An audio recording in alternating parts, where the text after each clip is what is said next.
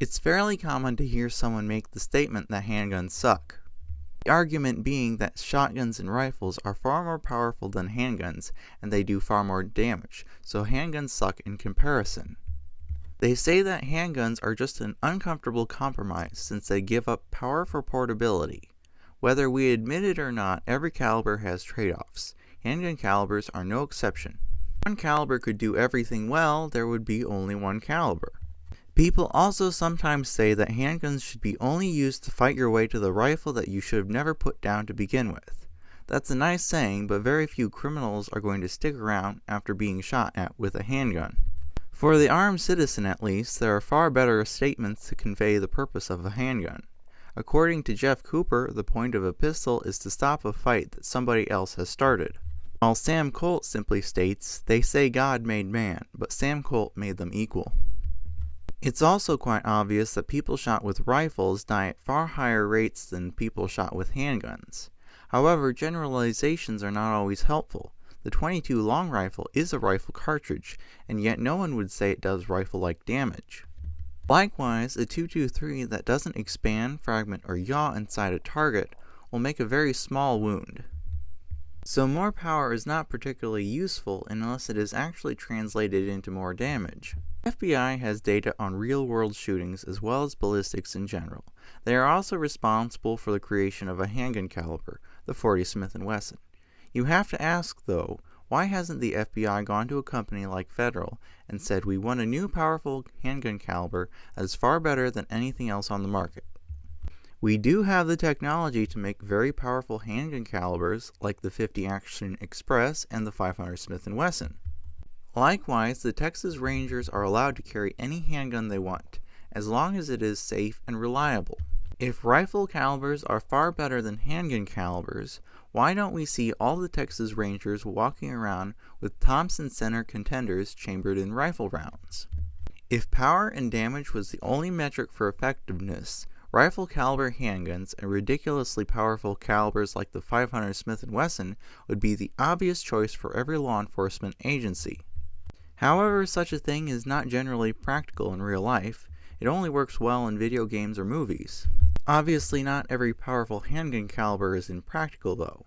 For example, the .357 Magnum saw widespread law enforcement use during its heyday, and if we go back even further, the Texas Rangers gave their powerful Colt Walker revolvers a lot of use. This is somewhat of a tangent, but the 1847 Colt Walker is now officially the state handgun of Texas. Back to the point. If you really think about it, if handgun calibers were so ineffective, submachine guns would have never been invented, and they certainly wouldn't have dominated trench warfare. It was only after the rise of the intermediate rifle caliber that submachine guns were largely phased out. One of the main reasons why the FBI switched to the 9mm instead of a far more powerful cartridge is because the real limitation of handgun effectiveness is the accuracy of the user. It's somewhat common knowledge that in police shootings, many of the rounds fired never hit the intended target. So if you want to increase the effectiveness across all your FBI agents, you switch to 9mm in order to have both high magazine capacity and cheap ammo. Cheap ammo means the agents get more practice for a set dollar amount. If we wanted to increase their handgun effectiveness even more, we'd make sure that they have both red dot sights and some sort of foldable stock or brace for their handguns. Going back to the argument that handguns lack power and damage, people die all the time from well-placed handgun rounds. So what exactly is the problem? The problem is that some people take a very long time to die from certain handgun wounds, even with good shot placement. An example of this is a 17-year-old boy who was shot in the back with a .25 ACP round. This bullet penetrated through the aorta, left pulmonary artery, and the left lung, yet he was well enough to resist EMS when they arrived. He died 2 hours and 20 minutes after being shot. All things being equal, more damage is better than less damage. Likewise, the well-known country singer Trace Atkins survived a .38 Special bullet that went through both lungs and both ventricles of the heart. You could look at this and say that the .38 Special sucks, or you could look at this like the doctors did and conclude that Trace had very little chance of surviving the wound. He's a very lucky man. You could also point out that a .223 round that didn't tumble, expand, or fragment would have made an even smaller wound. Well, let's say I do something really foolish, like go to a gas station at midnight in Detroit to buy their finest off-brand soda. Mr. Gang member takes this offense personally and decides to shoot me in the heart. In this situation, whether I get shot in the heart with a rifle or a 9mm full metal jacket, the outcome is probably the same. Found dead at the scene, handguns do not suck in this situation. Let's imagine a similar situation but with a leg wound instead. With a rifle, I'll probably bleed out soon due to the size of the wound. But with a bad rifle wound, if I happen to make it to the surgery in time, I may be badly maimed but still have a good chance of survival. With a handgun wound, if I make it to surgery quickly, I'll very likely live. So is this a situation where handguns suck? Or is it a situation where Mr. Gang member failed to put the bullet in an important place? Well, both takeaways are technically true. Handgun rounds do little damage compared to expanding rifle rounds, so they have a far less of a chance to sever a major artery in the leg, like the femoral artery. Yet if you know your anatomy well enough to hit a major artery to begin with, you don't necessarily need a larger wound.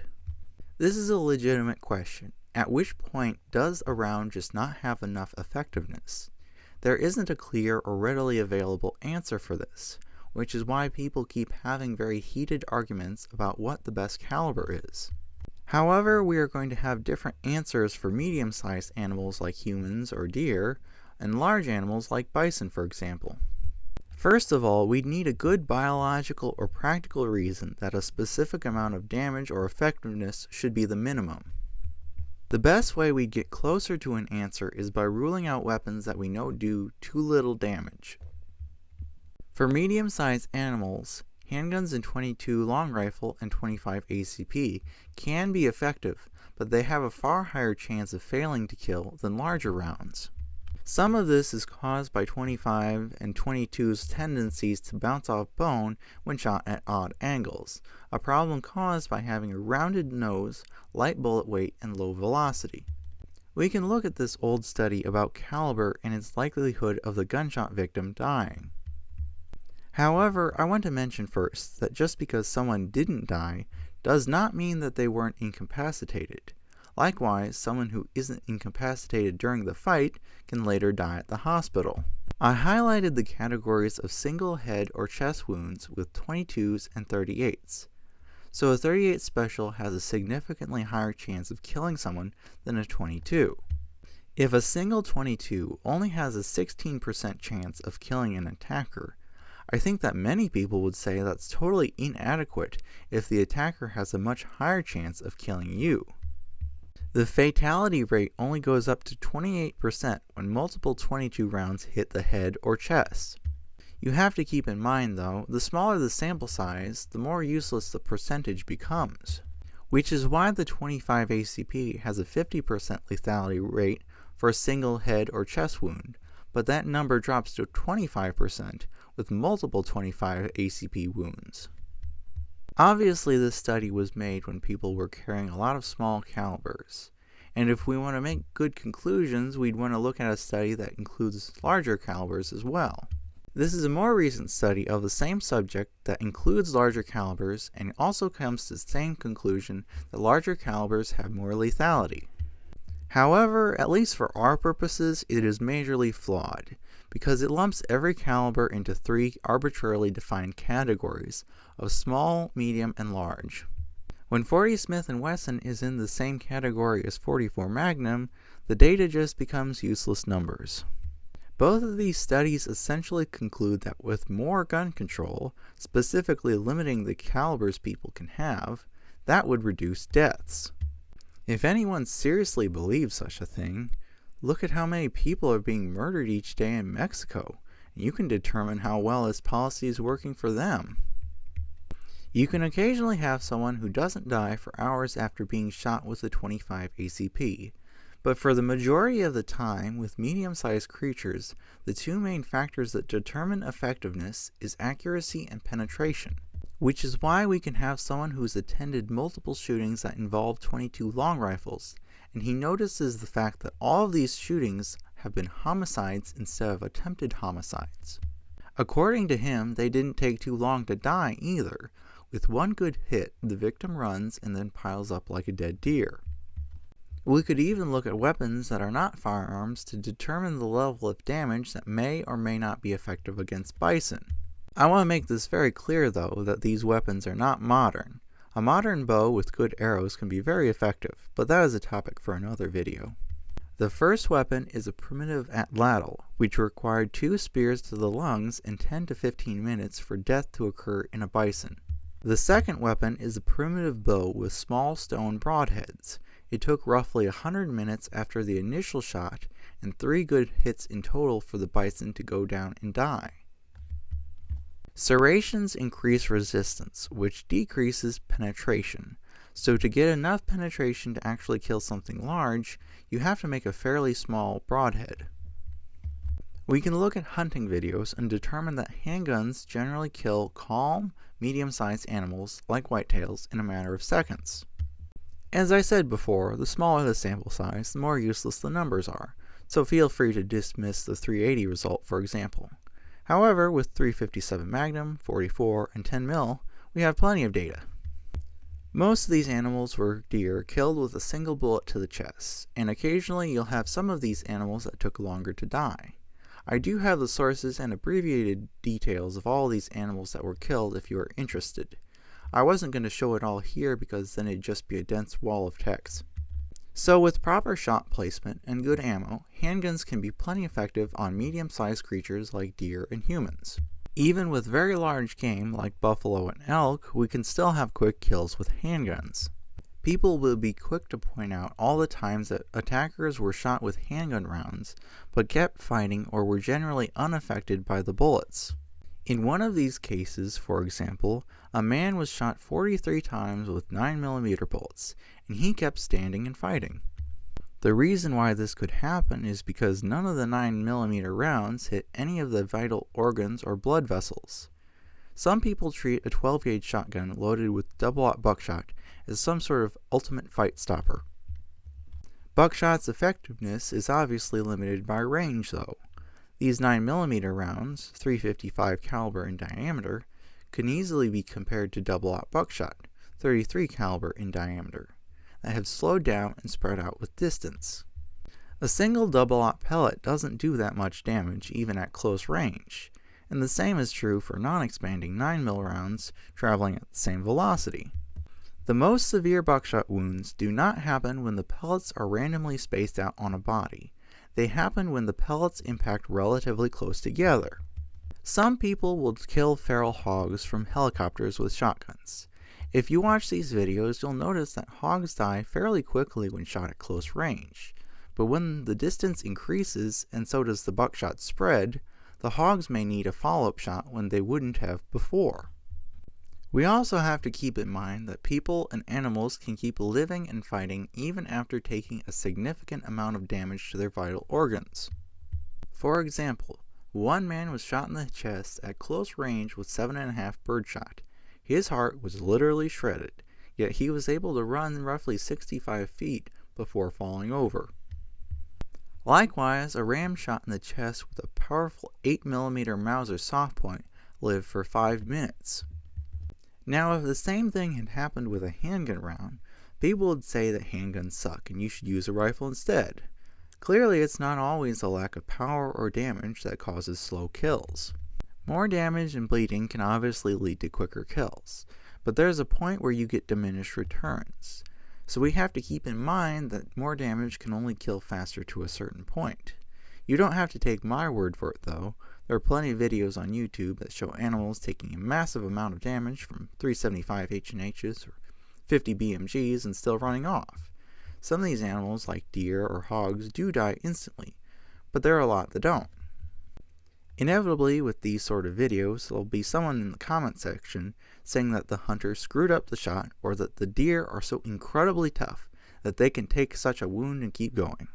Well, neither of these theories are true. It's just what people come up with when reality doesn't meet their expectations. People just aren't understanding that animals usually die or fall unconscious when their oxygen runs out. It's somewhat common knowledge that a startled deer takes longer to die from the same wounds as calm deer do. This happens because an adrenalized animal has more oxygen in its blood and tissues due to the high heart rate and high respiratory rate. Whether the animal is a whitetail or a lion is also irrelevant because the effect is still the same. This is why someone can be killed or charged by a lion that has a hole in its chest where its heart used to be. The Thompson-Lagarde tests were intended to compare different handgun rounds. This particular section was about shooting living cattle mostly through the lungs and comparing the results. These tests were flawed and inconsistent, but we can take away the conclusion that the handgun calibers were reliably taking too long to kill large animals like cattle. People have demonstrated in real-life defensive uses, standard handgun calibers can be effective at killing angry grizzlies. Yet in these tests, no handgun caliber was doing well at killing quickly. So you may ask, what's going on? First of all, the location and severity of the wounds inflicted matter a great deal, which is why the non-expanding .38s could kill faster than the .45 caliber lead hollow points.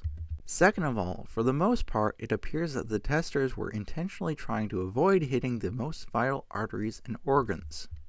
The following quote shows the exact intention of these tests. The object of these experiments was to show the comparison in stopping power and shock effects of the different bullets upon the viscera of the chest and abdomen, independently of vital parts. So when the 7.65mm round unintentionally hit the aorta of one animal, they wanted to redo the test.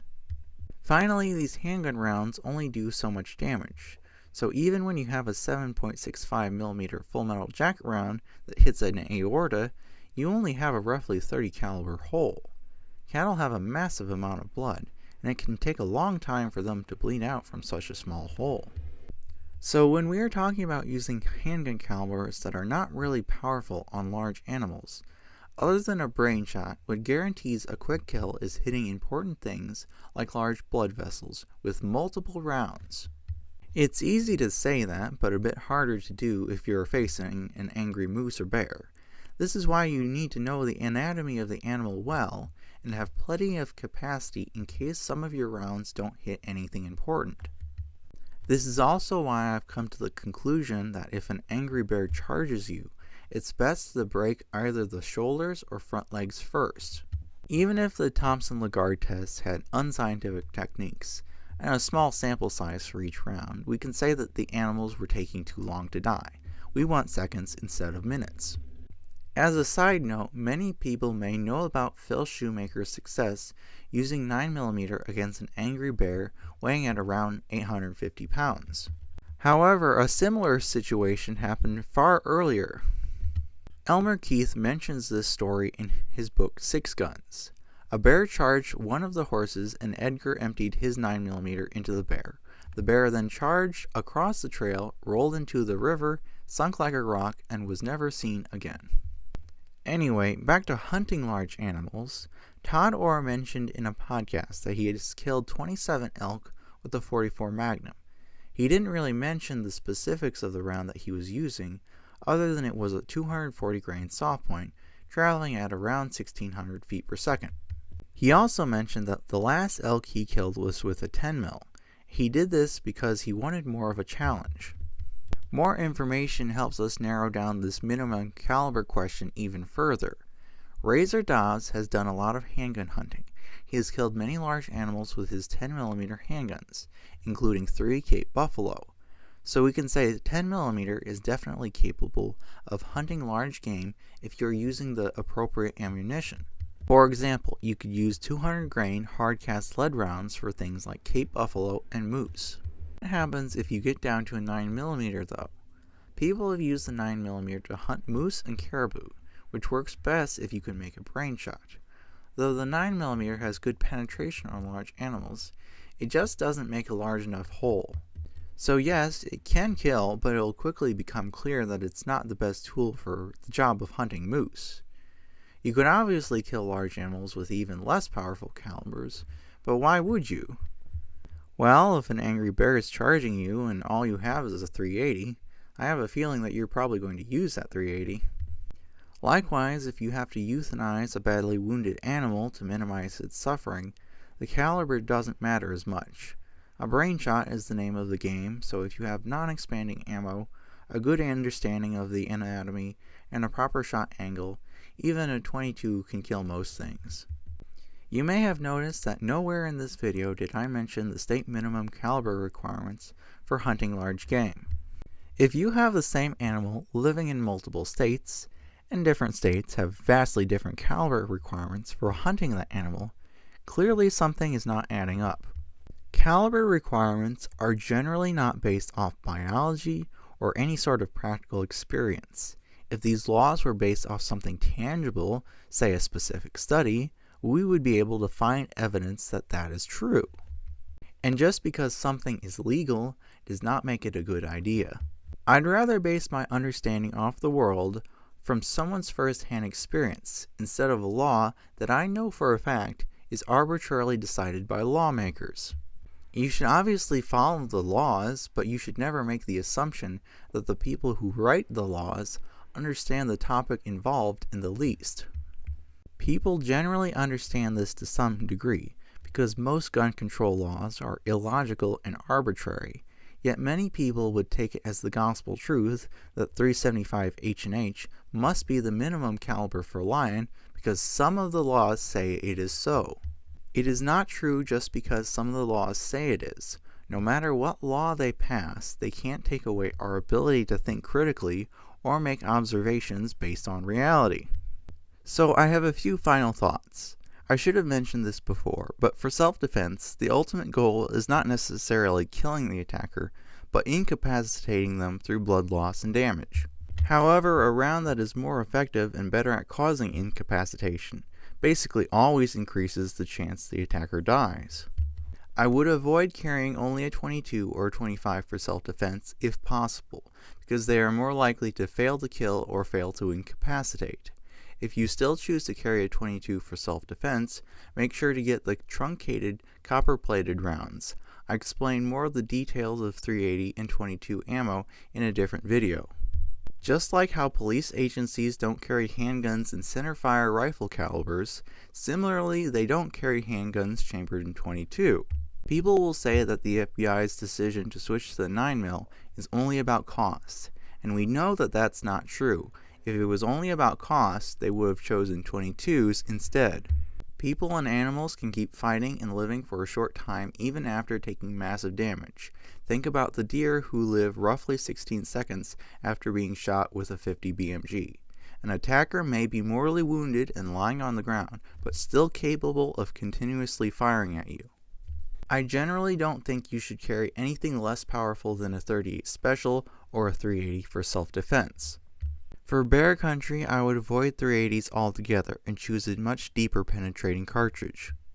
In regards to penetration, the right plus P 9mm load can rival a standard pressure 10mm load.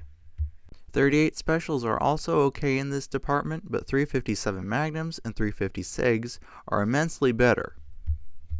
I could talk about .454 Casuls and .460 Rolands, but that would probably be an entire video of its own. Also, if you can't find out how deep your ammo penetrates in actual organic ballistics gel, you can shoot it into 1-gallon water jugs and get a general idea of its penetration. I find that if you line the jugs up and shoot a projectile into the third jug, that is roughly equivalent to 12 inches of ballistics gel.